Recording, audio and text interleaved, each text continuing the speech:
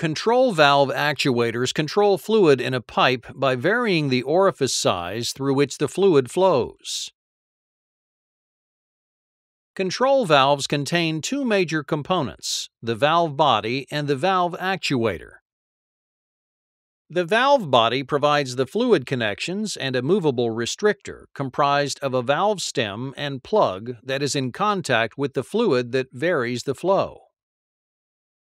The valve actuator is the component that physically moves the restrictor to vary the fluid flow. Three actuator types are used in control valves, and they include spring and diaphragm, solenoid, and motor. As the name suggests, the spring and diaphragm actuator uses a spring and a diaphragm to move the valve stem and plug. A 15 psi pneumatic signal enters the housing at the top of the actuator. As pressure is exerted on the diaphragm, a downward force is applied against the spring, which moves the restrictor. The diaphragm moves until it creates an equal but opposing force against the spring, at which time the motion stops as the plug meets the valve seat. With no air pressure, the restrictor is pushed upward by the spring to act as a normally open control valve. To vary the position of the restrictor and flow through the valve, a current-to-pressure transducer can be used to provide a 3 to 15 psi signal to the diaphragm. At 3 psi, the valve is maintained open, and at 15 psi, the valve is maintained closed.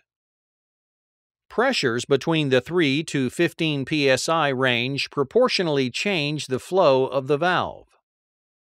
For example, a pressure of 9 psi applied to the diaphragm moves the spring and valve stem to 50% of operating range.